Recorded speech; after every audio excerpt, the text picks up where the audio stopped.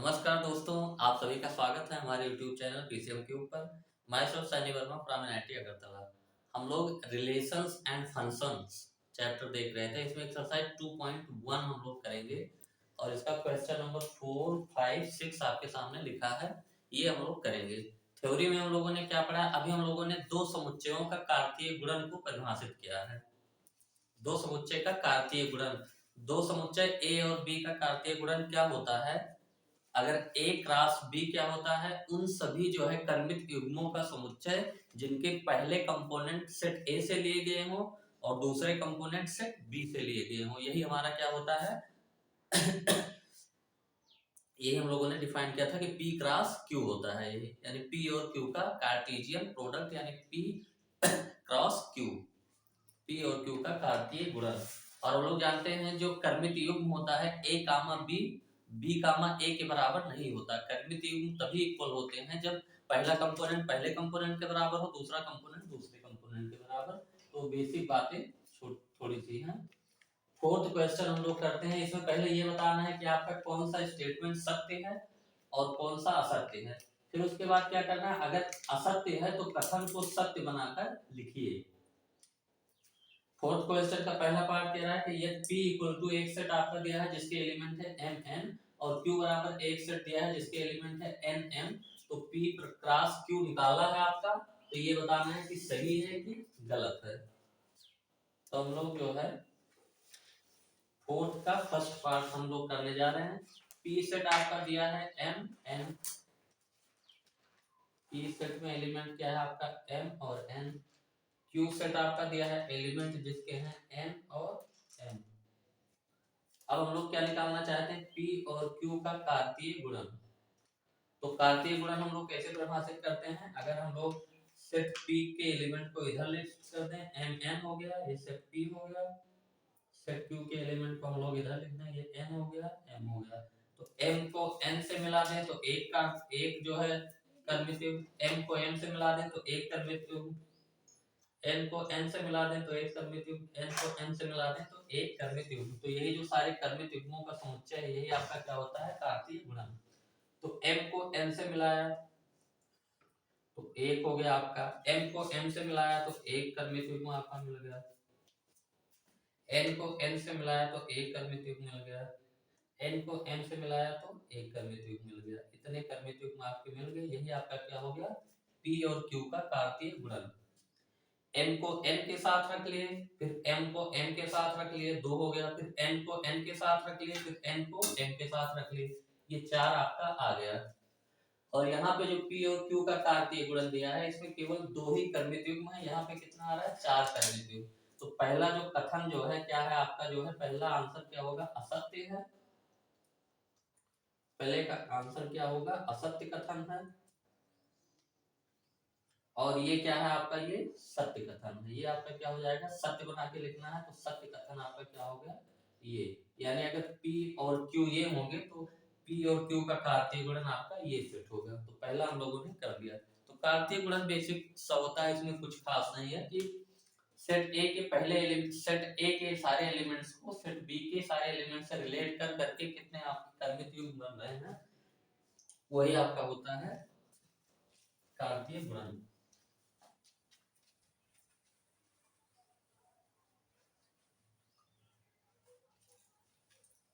अब second part हम लोग देखते हैं फोर्थ का। ये क्या कह रहा है? फोर्थ का सेकंड पार्ट ये कह रहा है यदि A और B आरिक्त समुच्चय हैं तो A और B का कार्तीय गुणन कर्मित युग्मों x, y का एक आरिक्त समुच्चय है इस प्रकार की x बिलोंग टू A तथा y बिलोंग टू B।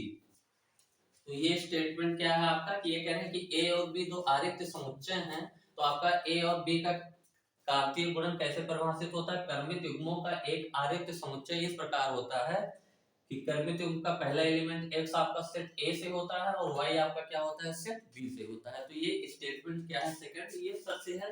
और हम लोगों ने जो डिफाइन किया था तो ऐसे ही डिफाइन किया था। हम लोगों ने दो समुच्चयों A और B का जो कार्तीय गुणन डिफाइन किया था, इसको मैथमेटिकली कैसे लिखा था? A cross B equal to x comma y, सभी x कामा y का समुच्चय जहां x क्या है? बिलोंग टू A और y बिलोंग टू बी। यानी हम लोग इसको कैसे पढ़ते थे कि दो समुच्चयों ए और बी का कार्तीय गुणन क्या होता है, सभी क्रमिक युग्मों x, y का समुच्चय जहां x कहां से होगा, x बिलोंग टू ए और y बिलोंग टू बी। तो ये आपका यही स्टेटमेंट लिखा है, तो सेकंड आपका क्या हो गया, सत्य हो गया। अब हम लोग थर्ड पार्ट करने की कोशिश करते हैं। ये दिया आपका सेट ए, सेट बी दिया है, A cross B intersection phi equal to phi, ये लिखा है। ये आपको देखना है कि ये सत्य है कि असत्य है। तो थर्ड पार्ट हम लोग करेंगे।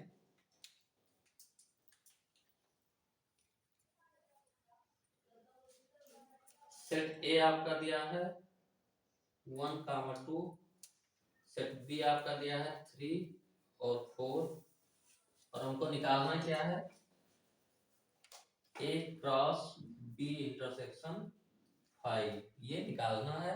और ये इक्वल टू फाई इन्होंने बोला है। अब निकालने के बाद ही पता चलेगा कि ये सत्य है कि असत्य है।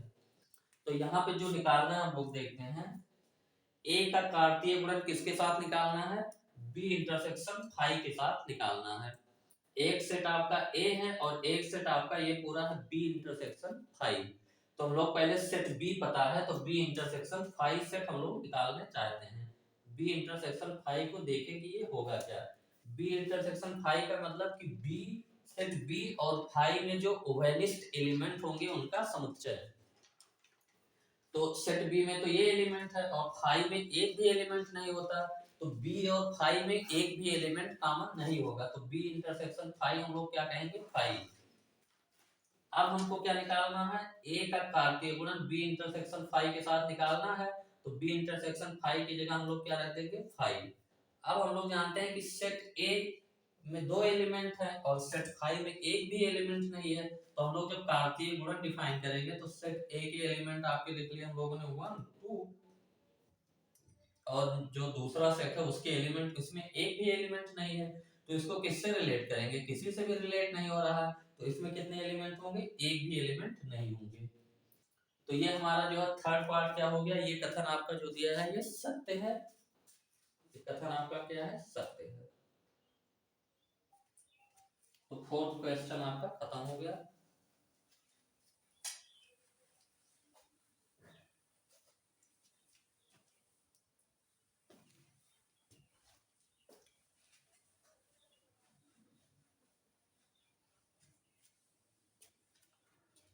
तो हम लोगों ने जैसे क्रमित युग्म का समुच्चय क्या होता है आपका, ए और बी का कार्तीय गुणन।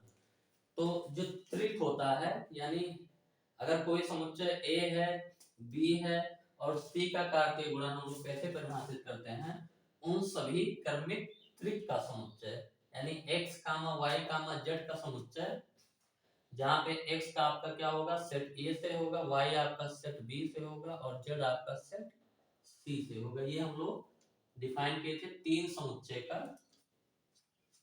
कार्तीय गुणन।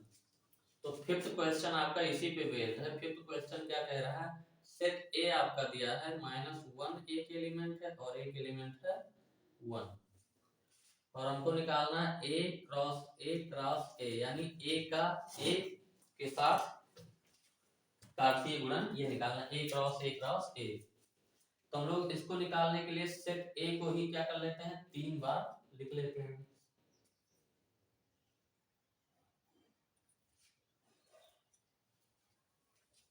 सेट ए को ही हमने क्या कर लिया, 3 बार लिख लिया।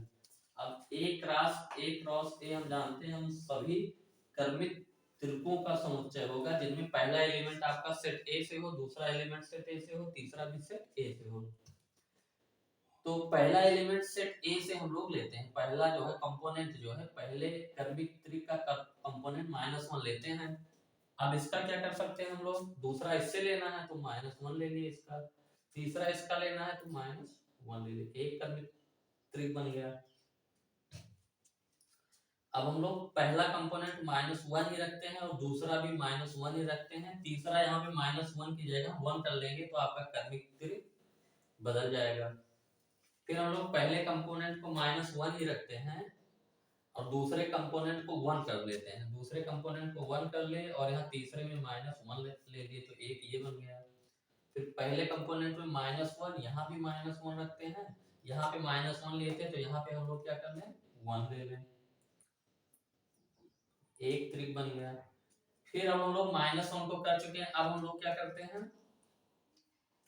-1 के साथ ही -1 हो गया, -1 के साथ 1 हो गया। अब यहाँ से पहला कंपोनेंट हम क्या लेते हैं 1, 1 के साथ -1 यहाँ से ले ले, यहाँ भी -1 ले ले तो एक ट्रिक बन गया। 1 के साथ इसका -1 ही रखते हैं, इसका 1 रख दिए तो दूसरा बन गया। इसके 1 के साथ जो है हम लोग 1 को कर लेते हैं और ये -1 कर लेते हैं, एक कर्मिक ट्रिक बन गया। इस 1 के साथ इस 1 को कर लेते हैं और यहाँ पे 1 कर लेते हैं, तो ये आपका जो कर्मिक ट्रिक बने ये आपका A क्रॉस A क्रॉस ये आ गया।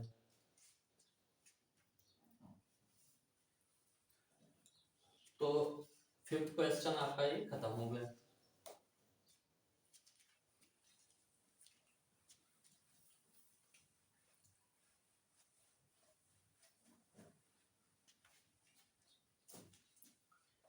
सिक्स क्वेश्चन देखिए आपका क्या कह रहा है, ए और बी का कार्तीय गुणन आपका दिया हुआ है, ए और बी का कार्तीय गुणन ये दिया है, A X A Y B X B Y. तो हमको सेट ए निकालना है और सेट बी निकालना है। तो हम लोग जानते हैं दो समुच्चयों ए और बी का जो कार्तीय गुणन होता है वो कैसे डिफाइन किया जाता है, A cross B equal to क्या होता है, सभी कर्मित युग्म का समुच्चय, जहां कर्मित युग्म का पहला कंपोनेंट सेट ए से होगा और कर्मित युग्म का दूसरा कंपोनेंट सेट बी से होगा। तो यानी ए क्रॉस बी के कर्मित युग्मों के सारे पहले कंपोनेंट को हम लोग इकट्ठा कर लें तो वो आपका क्या होगा, सेट ए होगा। तो सेट ए यहाँ पे हो जाएगा, सेट ए का मतलब क्या होगा कि ए क्रॉस बी के कर्मित युग्मों के पहले कंपोनेंट का समुच्चय।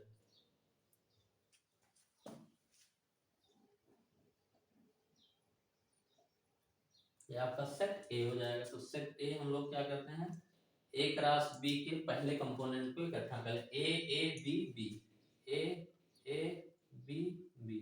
अब हम लोग जानते हैं ये सेट है तो एलिमेंट को दोबारा नहीं लिखेंगे, तो 2 बार लिखा है तो ए कामा बी केवल यहाँ पे बचा।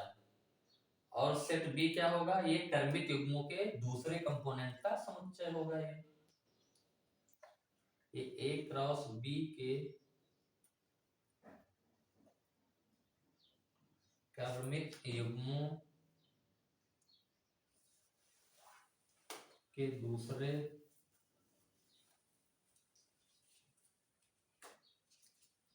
कंपोनेंट का समुच्चय। तो यहाँ से हम लोगों का सेट बी क्या हो जाएगा, दूसरे कंपोनेंट को बटोर लेते हैं एक्स वाई। और हम लोग जानते हैं कि किसी भी समुच्चय में एलिमेंट को रिपीट नहीं करते, तो एक्स वाई 2 बार लिखा है, एक बार हटा दिए, तो हमारा ए आ गया आपका ए बी और बी आ गया आपका एक्स वाई। तो ये क्वेश्चन आपका खत्म हो गया 4 5 6। इसके बाद हम लोग 7th 8th 9th 10th करेंगे। 10th क्वेश्चन है आपका, इसमें इतना ही रखते हैं।